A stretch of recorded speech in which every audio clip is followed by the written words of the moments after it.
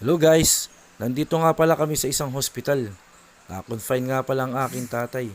Hanggang ngayon nandito pa kami. Kuya ko nga pala ang nagbabantay sa aking tatay. Siya ang kasama dito sa hospital.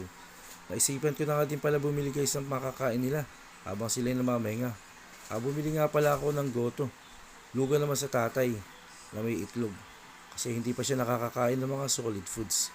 Kaya naman, kuya ko ang nagpapakain sa kanya. May oxygen siya, si tatay, at nahihirapan kasi siyang huminga. May pneumonia nga pala si tatay, kaya lagi siya naka-oxygen. Kaya sa bahay din, ganyan din siya naka-oxygen pagka nahihirapan siya huminga. Kaya tay, magpagaling ka na. Kumain ka ng marami para ikaw maging malakas at masigla. Pag nakalabas ka tatay, pasyal tayo doon sa sinasabi mo sa kung saan mo gusto. Kaya tay, magpagaling ka na dyan at maging malakas. Sige tay.